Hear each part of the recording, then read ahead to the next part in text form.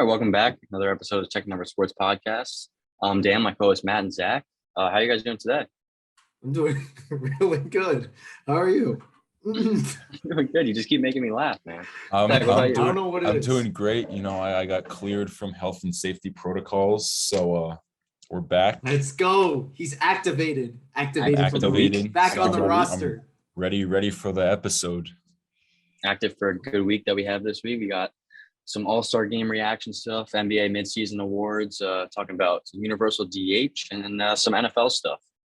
So we can start with a brief thing. Juwan Howard, the Michigan coach, came up in the news yesterday because he got in a fight at the end of their game because he was mad about a timeout that Wisconsin called, and he's now suspended for the rest of their season. And I don't think they're going to make the NCAA tournament unless they win their conference tournament. So, which isn't what happening. do you guys think about that? That's probably not going to happen either. I mean, he did kind of like punch him in the face. So it, you know, I get it. If you're mad about like a timeout or something, but you cannot lose your cool like that. That was bad. Unprofessional on so many levels. I think it was a culmination of him being angry and the disappointing season that Michigan's had altogether, because last year they were a top team and now they stink. And they're projected to be a top team. Are they ranked? Yeah. They were supposed to be up there with like the top teams, and they now were like third in championship odds preseason. That. And now they stink. So good job, Juwan. Yeah. But we can move on from college basketball now and go into some NBA stuff. And so we saw the NBA All-Star game this weekend. And I think it showed, the All-Star game is an All-Star game. It's not super intense. It still showed why it's the best All-Star game in all sports. No, I thought the All-Star game, the game itself was like very really fun to watch. Very entertaining. Especially the last part, the fourth last quarter. The new format makes it great with that. Exactly. With the target score, like we get it. They're not gonna play defense probably until the fourth quarter, but like still, it's like really fun to watch. Like the game itself, way better than the Pro Bowl. Way better.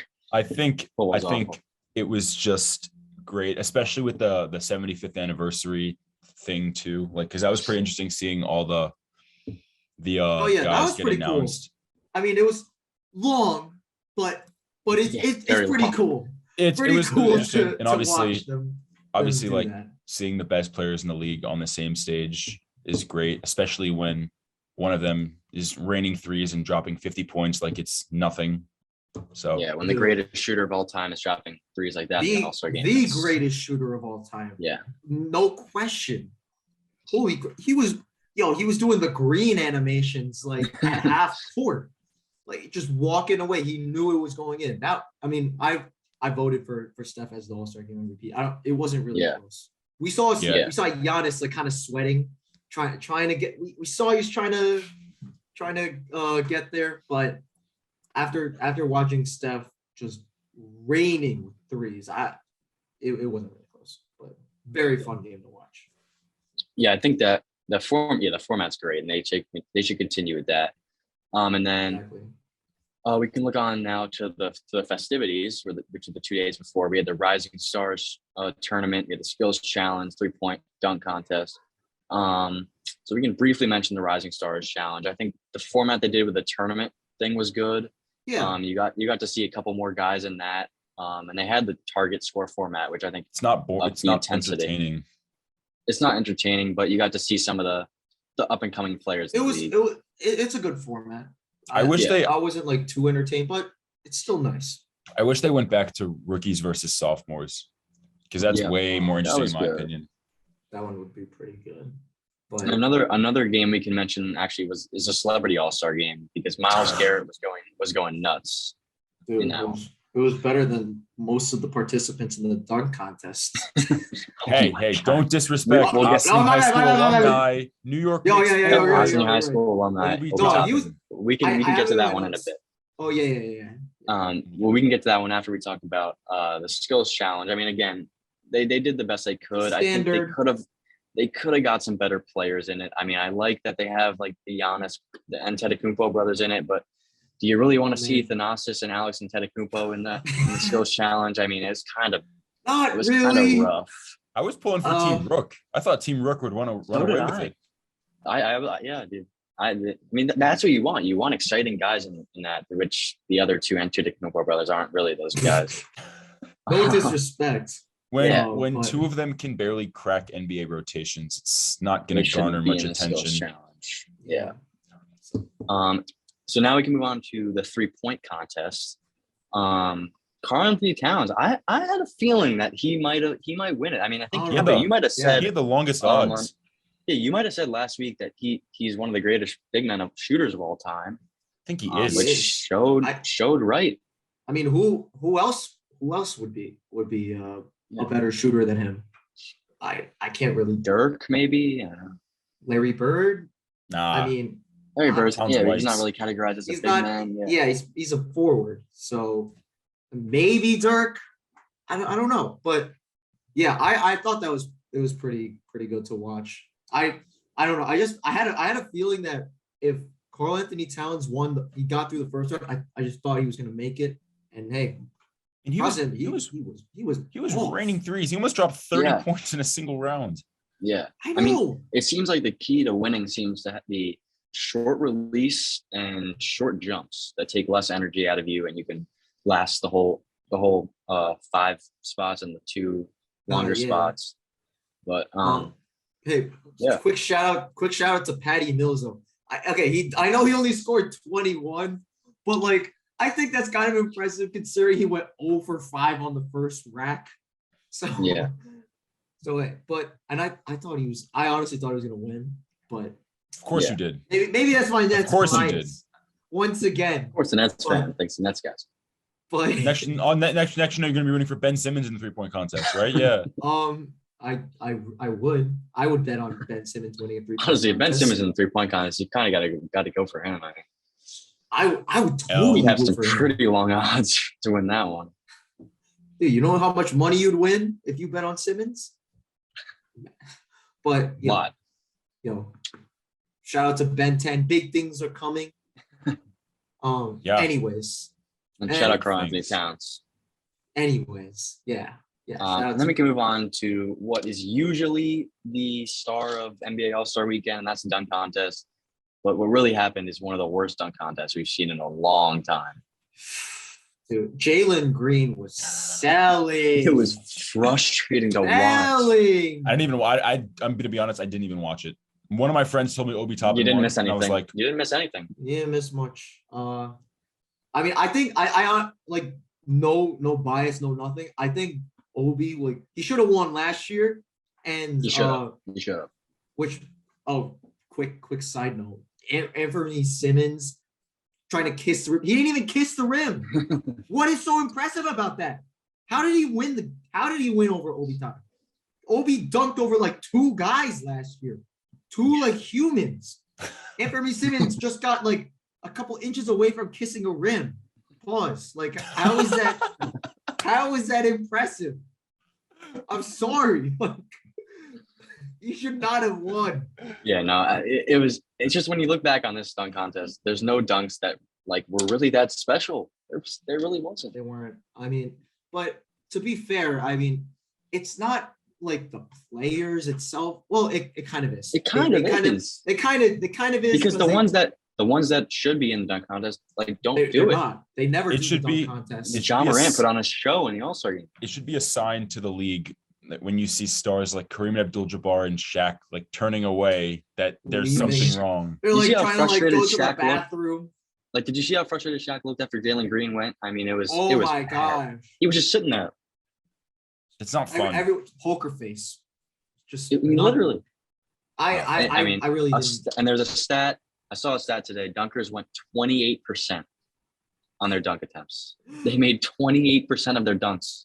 Look, I mean, I get it. It's they're trying to do some tricks, but 28%? I mean, that's terrible. That's awful. I think I could. Like, did they practice before? I think I could do better in the NBA 3-point contest. I could shoot a better percentage than that. The people in the 3-point contest did do better. I could shoot better a half court percentage than that. Oh my! You probably could, honestly. Still doesn't change the fact that Ossining High School alumni took the trophy. We have a dunk contest winner. Dunk contest champion. Put it in the hang up a rafters. banner. Should have been dunked back to back, but Should have been back to back. Yeah. he was the only one that was like decent. Repping the O. Yeah, I mean, Wandescano Anderson had like a couple all right dunks, but Cole Anthony, I mean, come on now, he was awful. Dude, He barely even reached the rim. Like we watched for like 10 minutes him trying to tie his Timbs. Well, that was the most interesting part. And then he just really goes up was. for like a regular dunk. he It couldn't was reach just- the rim in the Thames. It was not fun. It was I actually feel awful. like the NBA goes through its process like who is going to be maybe exciting but could also be a letdown. Like they choose the most obscure guys to like I mean, maybe garner attention but not when was the last cause time a injury to big any of their star was in stars. it? Like Donovan Mitchell when he won it was probably the last time. I think it was either him or like the Levine year. Levine wasn't even. Levine was wasn't like even a star that 2016 year. and 2017. Exactly. I mean, But like that was it's probably really Mitchell. bad. It's really bad. I mean, ever Like, since like everyone- Blake Griffin dunked over a car, it kind of like went Everyone downhill wants from to see there. Zion. Everyone wants yeah, to see come on. Ja. Come on, can we see someone dunk over a car or Like, dunk on like a 12-foot seriously. rim again? Like, it's not that hard to find four guys that can put together much better dunks than we saw the last Yeah, 2 years, honestly. Like, Yeah. They should do tryouts, honestly. Just do They should. tryouts. Facts. or have players like nominate themselves or Like something. if Jalen Green did that in front of like a committee, he'd be like thrown out of the building. He would. Like, And if he's but also if you not- had to do that in front it of was the terrible. committee, he'd probably come up with better Did he dunks. practice He'd these probably come up with better dunks? dunks. Like, Yeah. He's I accustomed could to probably losing. I think- mean, he's on the Rockets. I could think for 2 hours and come up with better dunks than we saw the other day. Couldn't do them, but I could tell them what to do. You could tell him. I mean, seriously. To be fair though, I mean, I think everything that has been done has already could be done has already been done. That's not So true. then at least that's the People will come only up with thing. things. That's but the then at only least thing I do will say. those. Don't do worse dunks then. I That mean, is like, true. I'd much rather see someone dunk over a car than watch for 10 minutes someone tie on some Timbs. it was so boring. I was yelling at the TV for them to hurry it up. I mean, it was awful. It was awful. It was. I was if the All-Star game itself was bad, I would have like been really This would upset. have been a terrible Since the All-Star All-Star weekend. game was really entertaining, it kind of makes up for the fact. It was. And it the was other a ones, really good game. the other competitions were all right. So it's all in all, it was a good weekend in my opinion. Yeah. I mean, every All-Star weekend is good. I mean, the Rising NBA does a Stars good and job. Skills Challenge are always irrelevant Yeah, for the most part. the celebrity game is kind of interesting depending on who's in it. Some years, but then I mean, the other things they just lead up to the All-Star game, and I think they do their job. They do. It goes from like least It's a placeholder important to almost. the All-Star game. Yeah. So Do you think that the 3-point contest should be after the dunk contest, or leave it the way it is? I think at the time, like going back probably like to 2016, like basically up until like 3 years ago, the dunk contest would be. I mean, they All-Star wipe the floor with the 3-point contest. No, yeah. I mean, but now, I mean, it's been so boring. It really has. It's bad. I thought the 3-point contest was actually like pretty entertaining to watch. Yeah. I mean, not that many stars, saw Luke Kennard get into the final, but hey, no disrespect to Luke Kennard. He's sneaky good. He's a sniper. He's a really good shooter. Absolute sniper. He's been solid this year. But yeah, it was fine. But man, the All-Star game though. We got le game winner. Le GM. Le GM. He's 5-0. 5-0 in the All-Star game. Hey, props to Le GM. Russ drafted not with coaches the on- Lakers, but with an All-Star. LeBron saw he can really draft. LeBron saw his point guard at the All-Star game drop 50 and now has to go back to Russell Westbrook. Yeah. He saw his future point guard in Darius Garland have a good game. I feel like a return to the Cavs is inevitable. There's a return to the Cavs and there's a return to Bronny James. Then you have to go. Then there's Bronny. So he's going to retire as a Cav. I don't know. I think he has to. I think he has to. but think about it. Bronny's got what, like 3 more years until he enters the draft. 2. He has a senior of high school and then 1 year of college. Senior, then 1 year. Yeah. 2 more years. At least no, he's a 2 junior years. right now in high school. Yeah. Yeah, so he has his senior year next year and then 2 college, additional 3 years. 3 years. including So 3 years, and then LeBron plays on his team. the GM is going to be like, right? He's going to be 40. That's, I mean, But I think he can do it. I think he can do it. I mean, there's been no drop off, 0.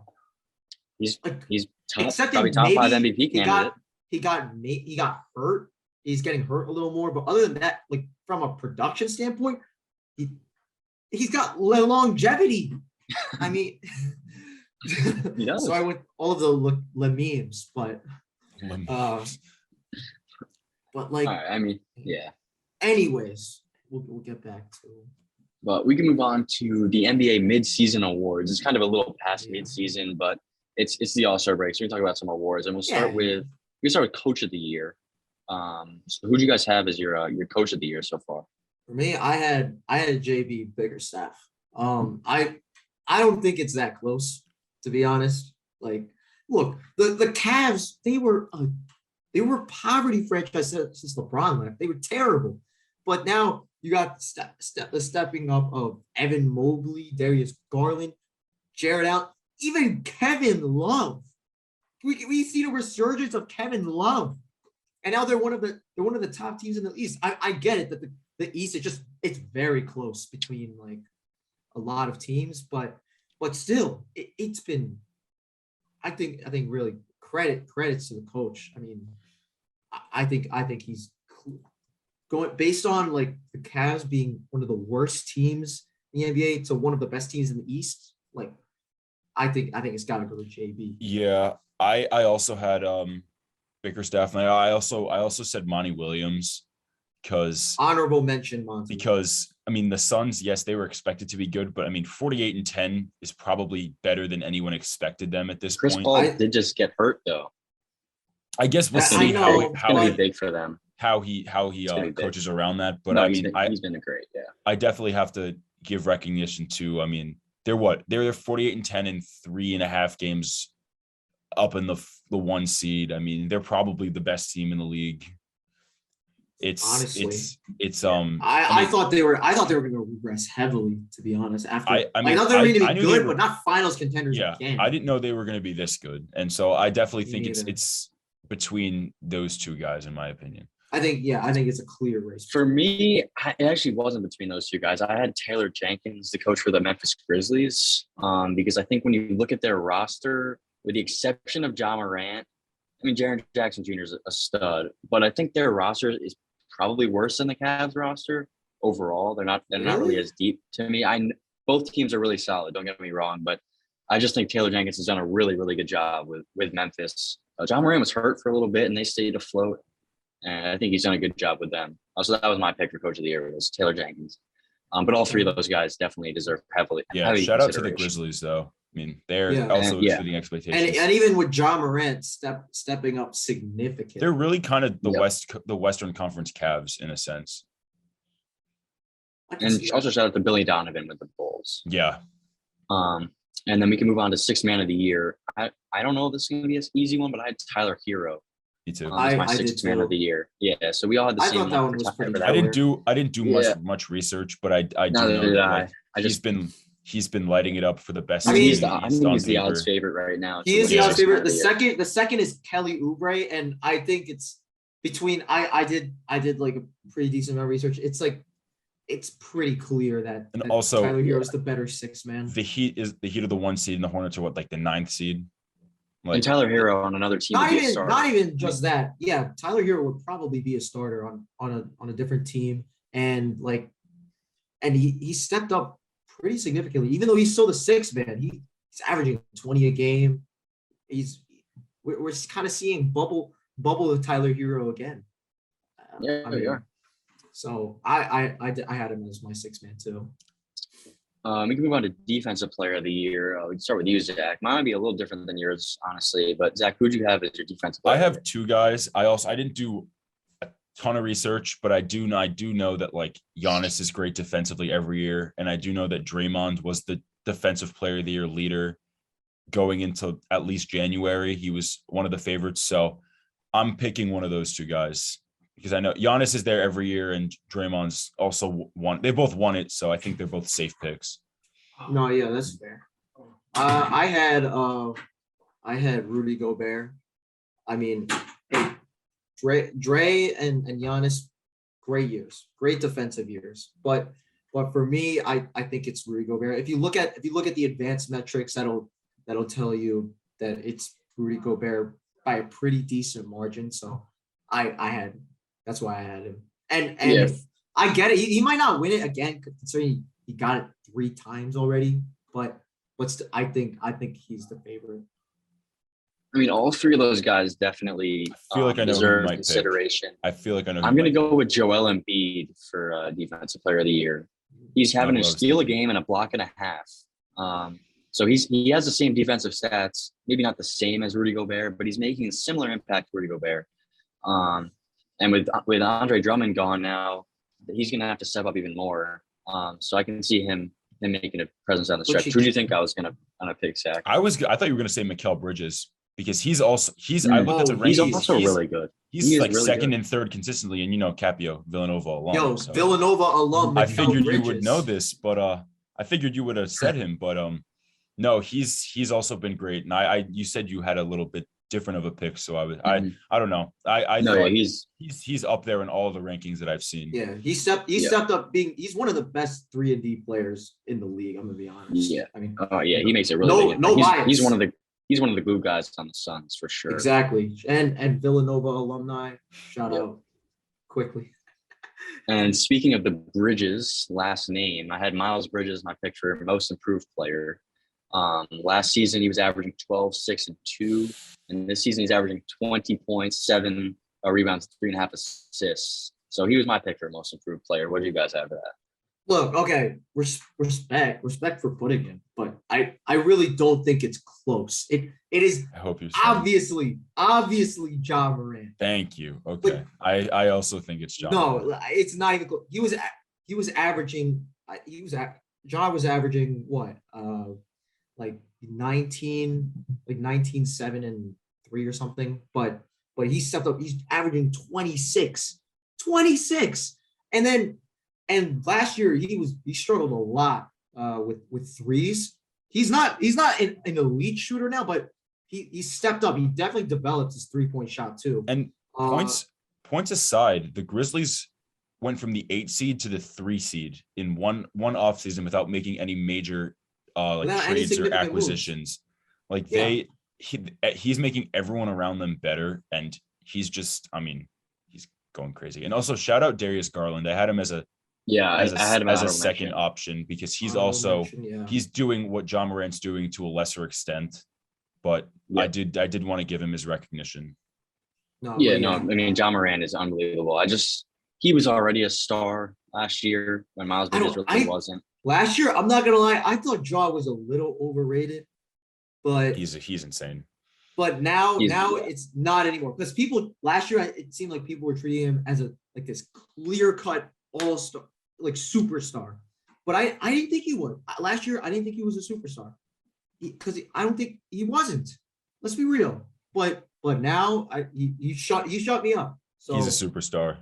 Right now, He's at insane. this point in his career, he is definitely a superstar. Stings even more that the Knicks got the 3rd pick in that draft. Yeah. I love RJ though. We love RJ. Although Zion hasn't done anything, so we love RJ. Well, because he hasn't played. We can move on again to Rookie of the Year. Speaking of draft classes, so who do you guys have as your Rookie of the Year? For me, it was between 2 guys. I might be a little different than you. I feel like it's pretty obvious. No, I think so too. I feel like it's Mobley by far. Right? You guys right? Yes, Cunningham has been good, but the Pistons are terrible. And the Scotty Barnes. And Scotty Barnes has been great. Franz Wagner has been great. Cunningham's been really good, but all those teams are bad. The Raptors are okay, but not to the extent the Cavs are playing. And he's just been a freak defensively. He's been putting up crazy numbers on the offensive and defensive side of the ball. Exactly. Team success aside, Evan Mobley, he's putting up superior numbers to all the rookies. So I think team success matters a lot in this scenario because the Cavs drafted third compared to the Pistons and the Rockets. They were on the same level as those teams last year. I know it's really a lot do. of Darius. I know it's a lot of Darius Garland too, but the Cavs would not be where they are if they didn't have Mobley. No, of course not. The one thing with Rookie of the Year when it comes to winning is like a lot of those guys are in bad situations when they start out. Like Cade Cunningham, if he's on the Cavs. The Cavs were supposed to be bad this year. Terrible. Yeah. But, I know they're supposed to be bad. Okay, who else is on the Pistons? The Pistons. Sadiq Bey? I guess you're right. The point I'm just he was a Villanova alum. Villanova alum, yeah. All of the rookies have been putting up good numbers, but I think Mobley's contribution to like winning is big. Don't get me wrong. Barnes is great.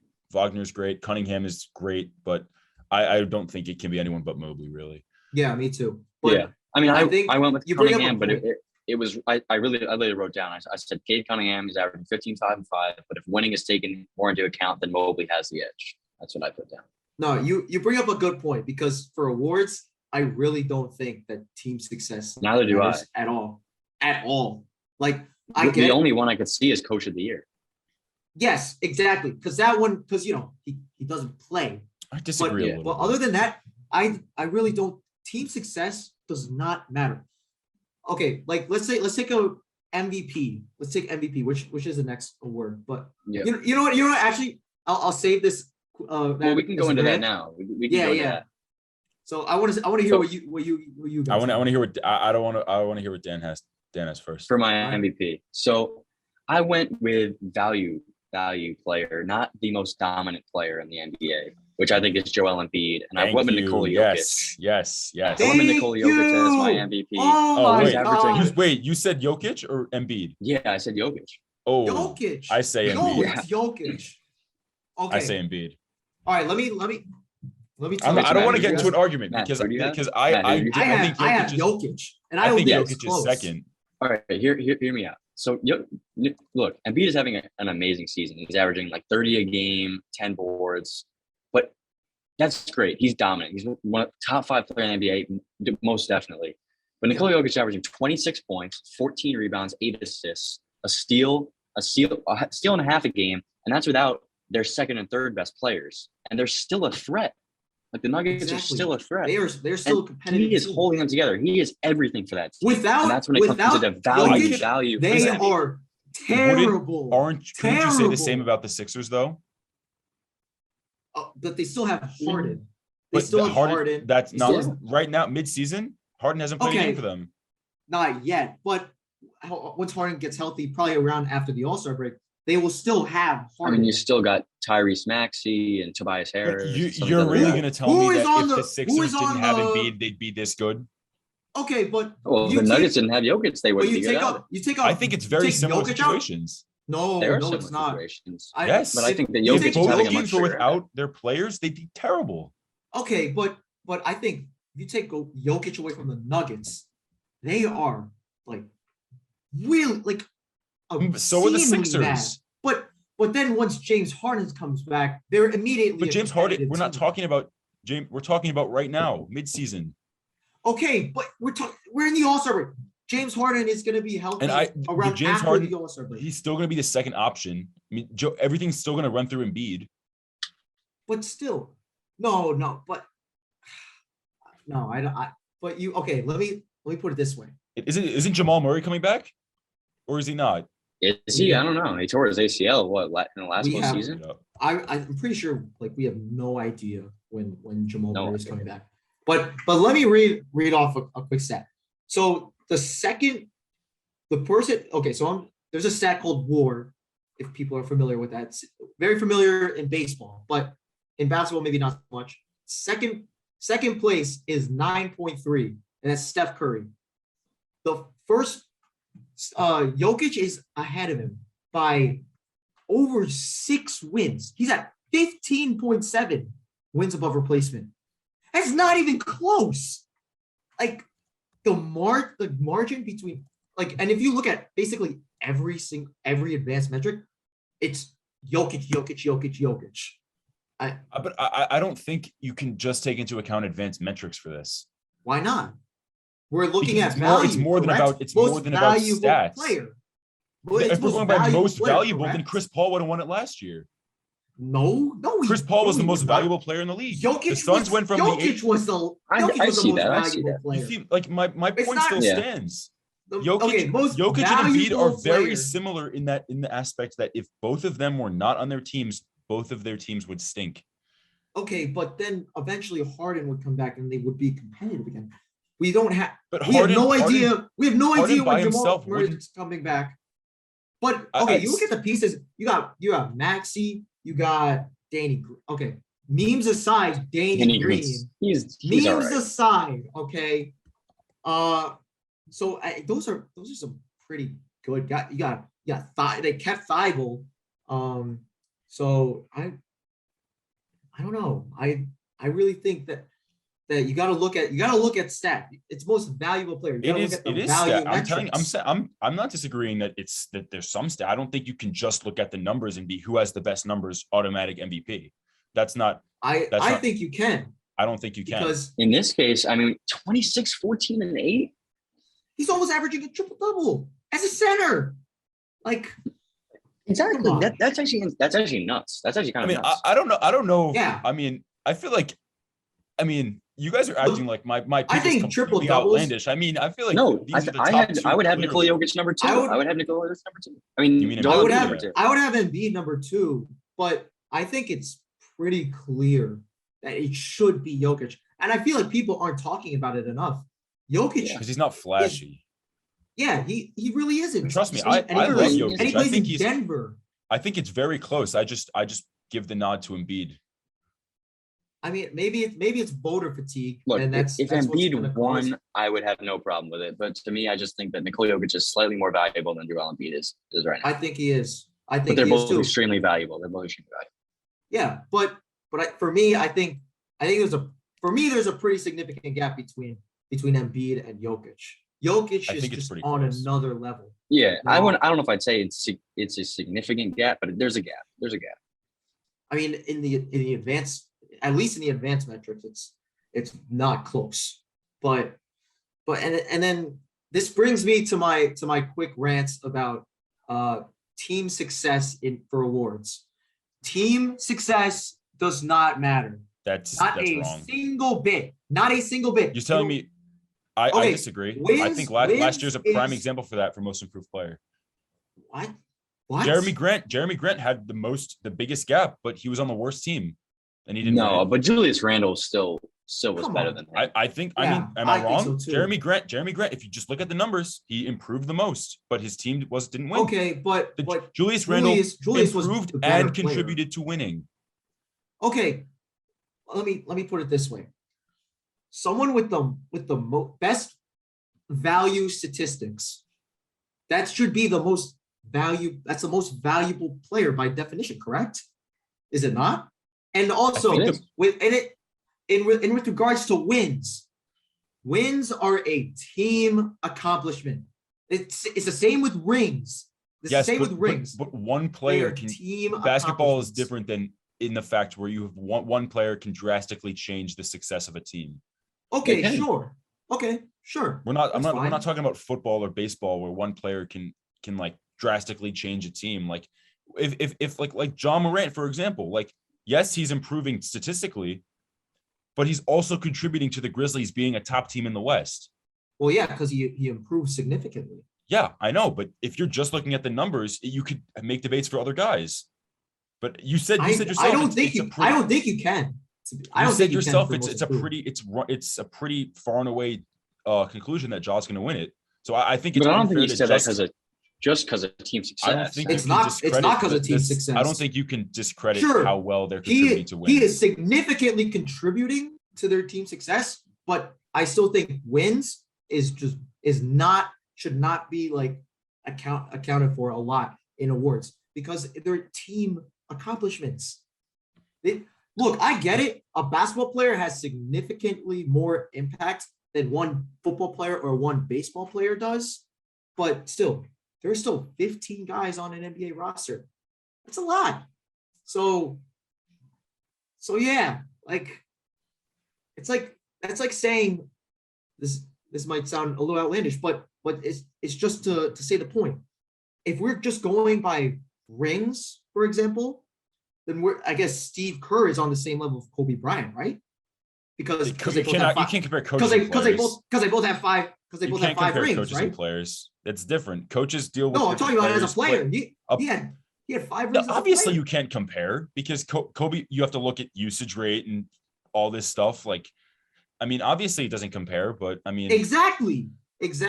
So why? I mean, obviously, I'm using an extreme example to illustrate the point that you shouldn't use rings and also wins in award consideration because yeah, the most valuable player will contribute the most to wins to a player's success or to a team's success, sorry, but still, basketball is a team sport, so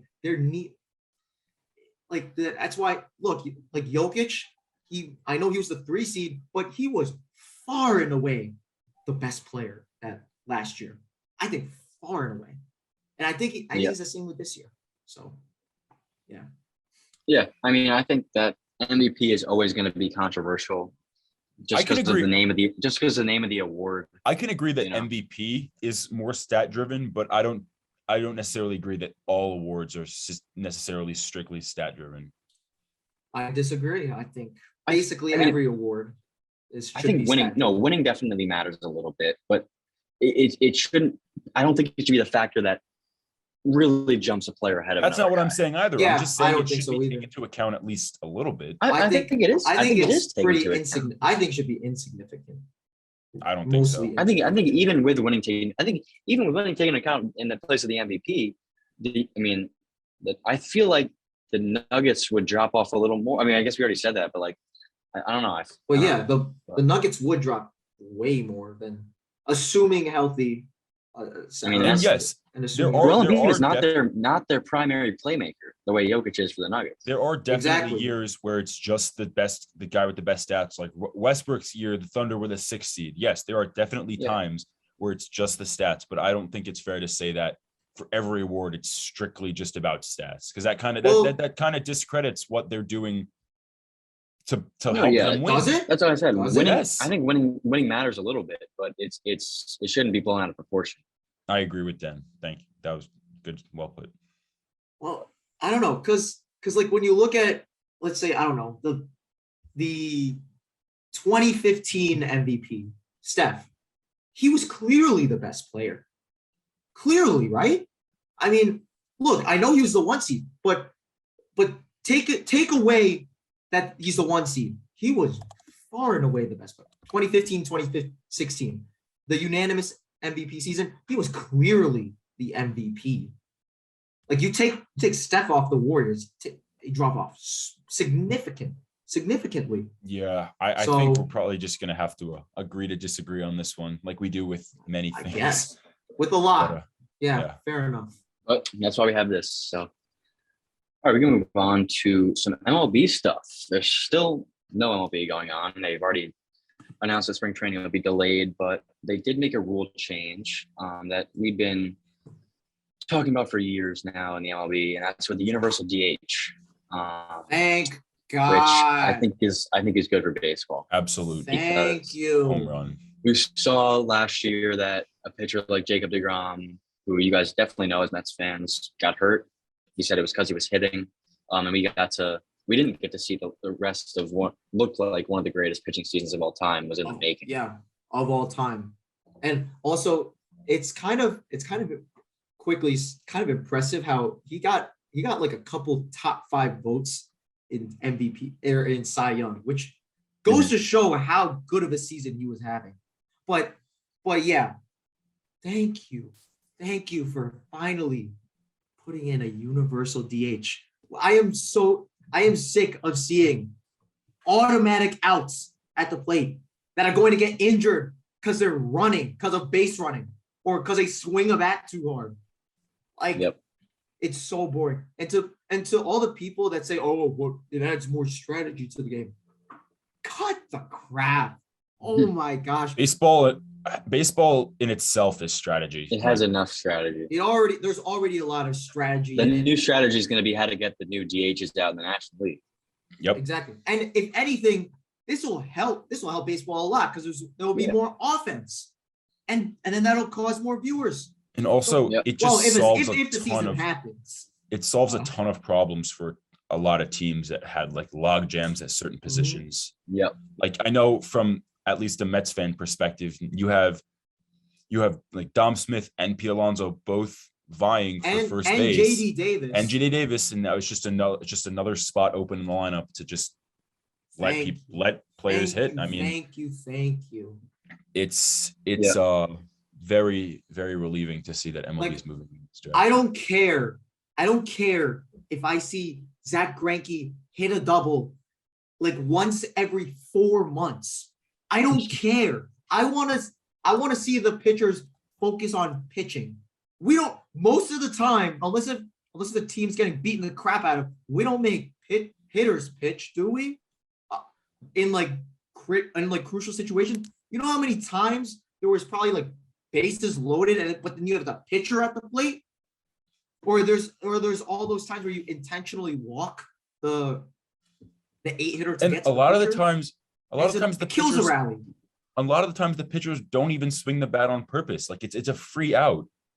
It's an automatic out. They don't want to swing because they don't want to get hurt. They swing, which I mean, I get it. They're a little delicate. Their arms are sort of made of glass, but still, they should just focus on pitching. And we don't make hitters pitch unless if their team is down like by 15 runs. We don't make them pitch. So thank you. I think another thing that's added now is players in free agency who like a Kyle Schwarber, a lot more value, or someone like that. Nelson Cruz will have a much higher price point because there's now 15 new teams that they can sign with. Exactly. Yep. It's a rule change that I've been like whining for a few years now. So it's really good by the MLB that they're finally going through with it. Albeit if the season happens, that's a whole nother debacle. So. Yeah, but no, great job with the MLB. It's the one thing they've done right this offseason. So the one thing. They finally got it right. But that's about it for MLB stuff because there's nothing going on there. But move on to some NFL stuff as the offseason has begun.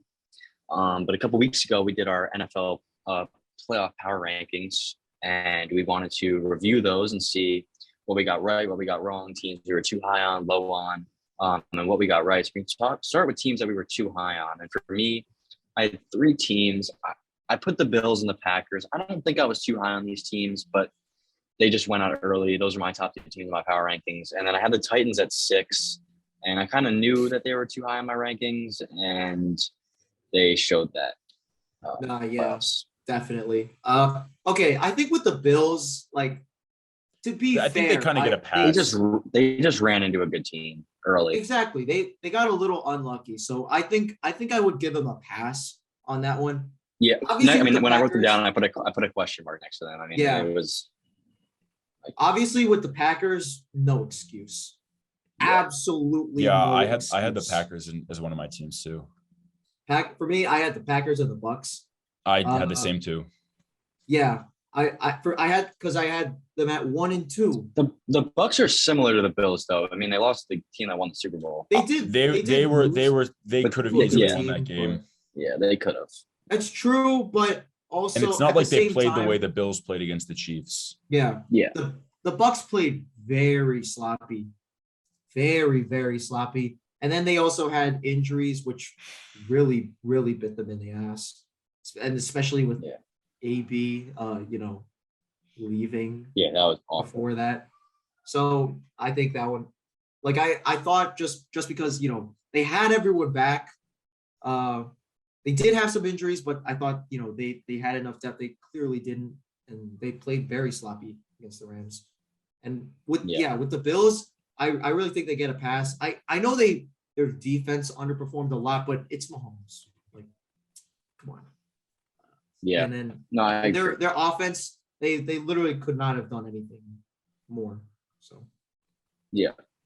And then for teams we were too low on, I had the Bengals. I mean, they were, I I had believe, at 3. number eight in my power rankings. And I mean, they lost the Super Bowl. So obviously we were a little low on them. So who did you guys have too fair. low on your rank? Although, I mean, I low key want to pat myself on the shoulder for putting Bengals just because of the little blurb that I put with them. Because I said, with a crazy talented core of skill players, including Higgins, Chase, you guys know who they are. Burrow could potentially lead the Bengals as a dark horse AFC pick. So I had them as a dark horse pick. Good So call. I kind of want to pat myself on the shoulder on that, but then again, I had them below the Titans, who I was really low on to begin with, despite them being the 1 seed in the AFC. I really didn't think they were going to do much. Yeah. I had 3 teams. I had the Niners, Rams, and Bengals. I had the Niners. I had the Bengals and the Niners pretty low. Obviously, I don't think anyone expected them to beat the Packers on the road. And the Rams, I'm pretty sure I had them at like 4 or 5, and they ended up winning the Super Bowl. So that automatically puts them. I was too low on them. Yeah. Oh, And then for teams that, so the next one would be teams you got right. And I had the Rams and the 49ers in mind. So I had the Rams at number 3, which I think was a little higher than both of you guys had. And I believe I had the 49ers at 7. I have to go back and check, but I had them ahead of the 49ers who they beat, and I had them ahead of a bunch of other NFC teams that people thought were better than them, like the Cardinals and who were not good. And I think I had them like right behind the Bucks. So wow. I think I had the 49ers up there for a reason. Yeah, I had them way down. Actually, I had them as one of the bottom teams. So hey, I got that one wrong. So I could sort of pat myself on the shoulder for the Bengals, but I did get the 49ers way wrong. Yeah, But to be fair, I don't think anyone expected them to win. Against them. Mainly for me, the only things I nailed were like the bottom 5 teams, like the Raiders, Patriots, Steelers, Eagles. That one was we kind of knew. I still got it right. No, we did well on those. I wasn't too high on I wasn't too insanely high on the Cowboys, which I think I had them at 9 in mine. And that turned out well. Mm-hmm. Oh yeah, but I had them. I was surprised. Now that I think about it, I was surprisingly high on the Cowboys. I had them at 5, which I don't know I don't really know what I was thinking. Like, they have like a good roster, but they're not very like. They do. I mean, I think I said it in that episode. Whoa! We're not saying. I didn't never said that. I didn't say that. But I just didn't think I was like, they're overall a solid team, but I don't know if they can beat the other star-studded teams in the NFC. Yeah. My problem with them was that they were just too inconsistent, and they showed that. They came out flat against the 49ers, who were a more consistent team, in my opinion, and they beat them. I didn't say they weren't clutch, though. Well, you almost did. They actually almost slipped. They aren't clutch, but the Rams aren't either, and neither are the Bengals, or neither is any player on any team. So, yeah. So you would say that Cooper Kupp isn't clutch? We're not doing this again.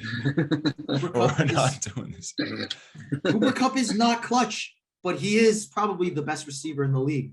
Had the best wide receiver season of all time. That doesn't make him clutch, though. You're right.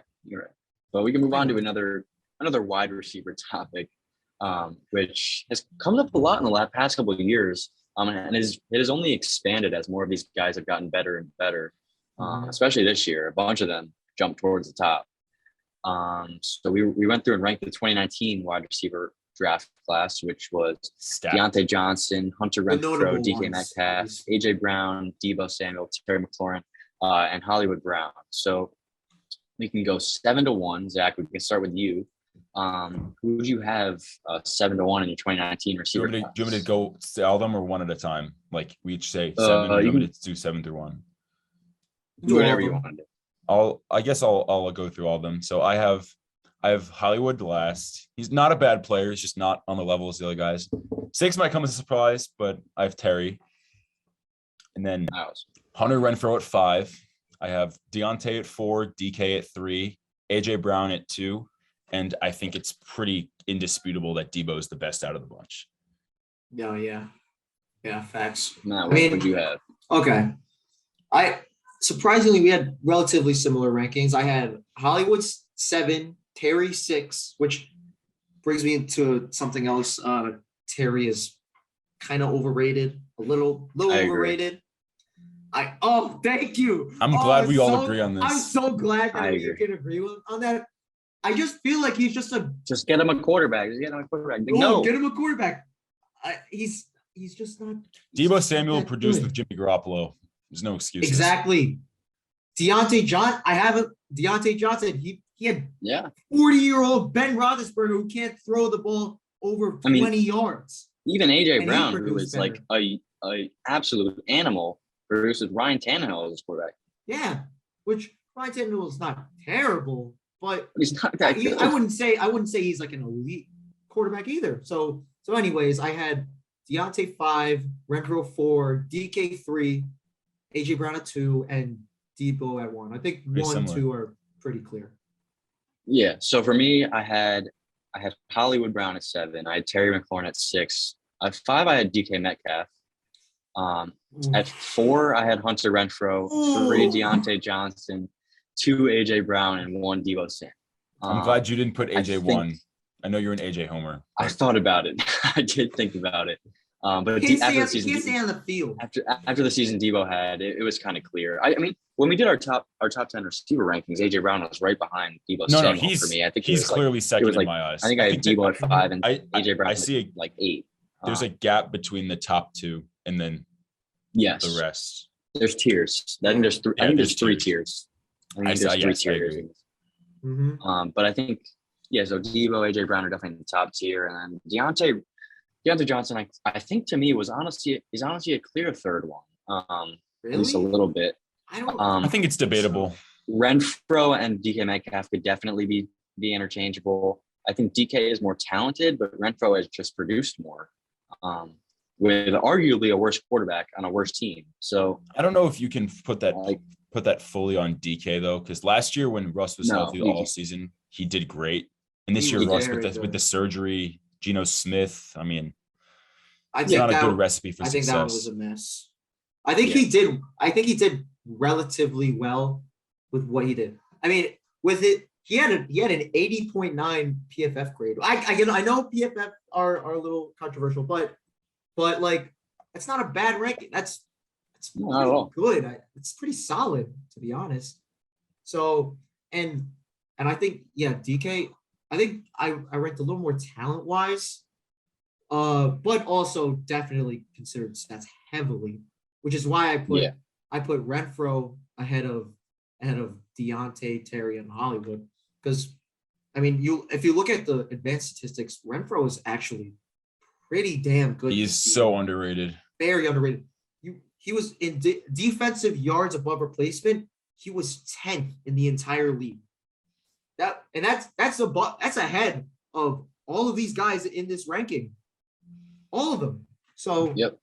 He's a yard after catch machine. Great route runner, great hands. I mean, get him a better quarterback. He's scary. He would be scary good. But Yeah. I'm really glad that we can agree that Terry is overrated. Yeah. He just Look, he's a good receiver. He's not but bad it's by any not stretch. like- He's It's just not like he's going to be a top 10 guy if he gets a good I can't quarterback. believe that people were saying Terry over DK. I mean, on the I don't rankings know. that we posted on TikTok of the receivers, No, people had him like- in the top 10s. No, yeah, like at some point there was a debate of Terry over DK. And I was always on the DK side. So But was I. I could see it, sort of, but I was never that high on him. I don't know. Doesn't he kind of seem like a glorified Allen Robinson?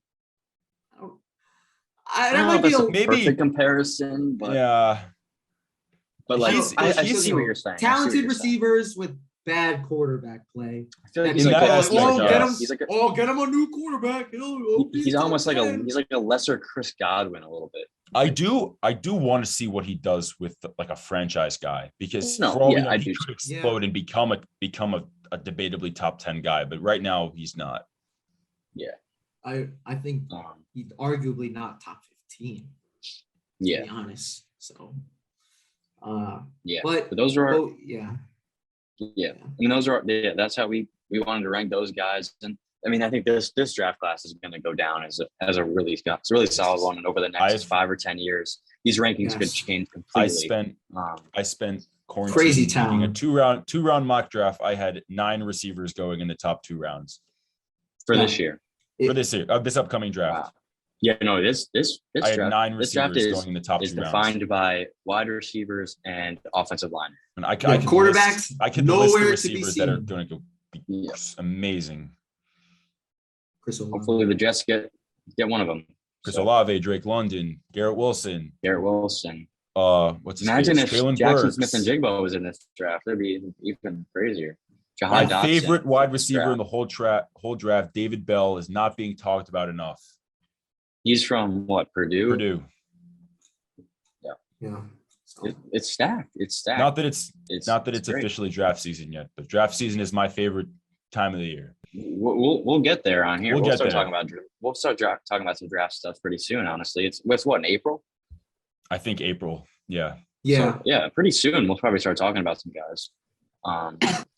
But we can talk about some guys in the league, and we can go to Kyler Murray, who has come up in the news the past couple of weeks. It started when he deleted stuff associated with the Arizona Cardinals on Instagram, and people were kind of speculating of what's going on with Kyler Murray. So then some rumors came out of the team trying to kind of use him as like a scapegoat for their failures this second half of the season in the playoffs, which I think is kind of a joke. I just like I just the Cardinals I think seem it's to a be little trying to put him in a ridiculous. spotlight. To me, I think which is it's honestly I don't an know. abomination. He kind of towards started them. it though. Did he? What did he do, there was a though? report that he refused to go back into the game in the playoffs, and there was when they were down 25 when points. he refused to go back into the game, I mean, sure, when they were down 25. and then like, he went on to delete all the Cardinals things. I mean, he's kind of asking for a little bit of controversy and drama there. I mean, But I think the Okay. team, it's not like he's getting into trouble. It's not like he's like committing crime. He's not Alvin Kamara. I mean, that in that aspect, yes, but I mean, there would be no drama if it wasn't for the Cardinals aren't starting this drama. I mean, but I they think added not it's, gonna- a little that bit. is very petty of the Cardinals. it's petty. Very. Try It's and make petty, him- don't get me wrong, It's a but I franchise think it's just quarterback. a response. That's arguably your best player that But you're making That's the your scapegoat. future.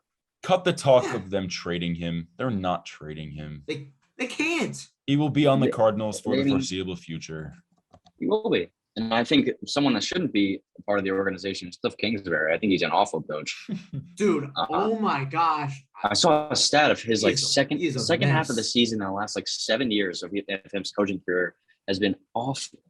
All the personnel- He had Patrick Mahomes have a losing record in college. Patrick Mahomes had a losing record in college with Yeah. with And now he's arguably a top 5 quarterback. And of all time also already. he keeps starting James Conner over Chase Edmonds. Yeah. I'm sorry. James Conner is just not that good. He's a TD merchant. He is a touchdown merchant. That's why he made the Him being a Pro Pro Bowl. Bowler was a We- joke. We went over this. Nobody thinks that he should be a Pro Bowler. He is a touchdown merchant. Chase Edmonds is more explosive. I He's a better could line up on the receiver. 1 yard line and score 17 touchdowns if I wanted to. Probably could, honestly. Exactly. It is a joke that's like my biggest thing, that they keep starting James Conner over Chase Edmonds. That's a joke. But yeah, with the whole Cardinals organization trying to turn it all back on Kyler, I really, that's a terrible look. That's not a bad look on Kyler. It's a bad look on the organization. To try and turn it back on him and make him the scapegoat. Your franchise quarterback, your arguably best player, Most and you're trying to important make player. him most important player. Yeah, Yeah. you're trying to make him look like the scapegoat. So that was terrible. I get it that he wasn't good in the wild card loss or whatever, but to be fair, none of the team was. No, So, they were awful, which is falls on Cliff It's not his Kingsbury. fault the defense gave up 28 points in the first half. exactly. That's not his fault.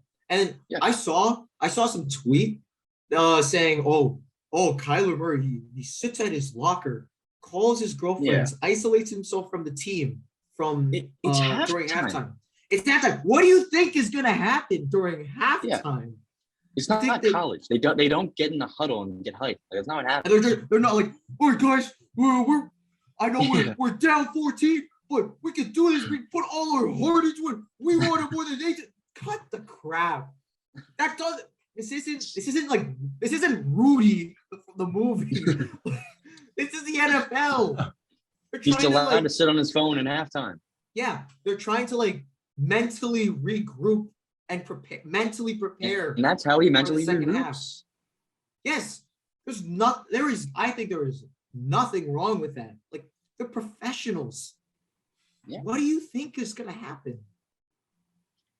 No, it's a bad situation. I don't think they would move on from him, but they definitely have this tension there right now. I think it's just a bad look on the Cardinals. I am very bad. I am on Kyler Murray's side for this. If there are sides, yeah. So yeah. And we move on to our final topic. Another topic that was in the news this week of a coach that's been in the news for the past couple of weeks, and that's Brian Flores. And he took the job as the Steelers' senior defensive assistant and linebacker coach, which is basically the same job he had with the Patriots. And I don't think he made a mistake taking the job, but that's a big downgrade. Yeah, I really think he should be. I think he's deserving of a head coaching job. I really do. Texans messed up. I think they should have hired him. They really should have.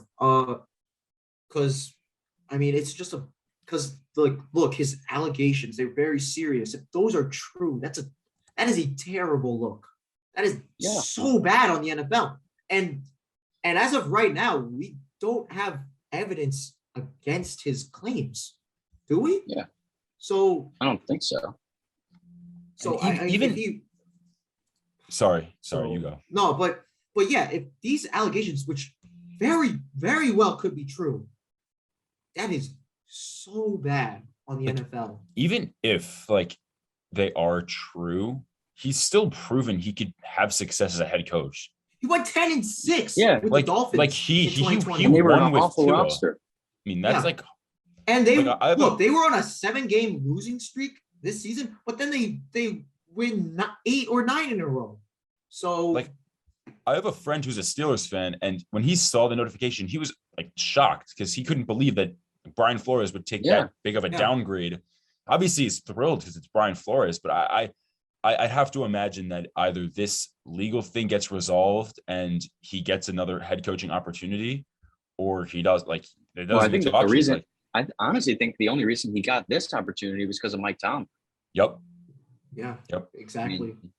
Mike Tomlin probably stuck out his neck for him and very got on that very job. nervous. If he didn't get that job, I would have been very nervous. I don't know if he would have gotten a job after the league. I don't know. Which honestly, would have been terrible because he's a great coach, and it did kind of seem like he was being blackballed.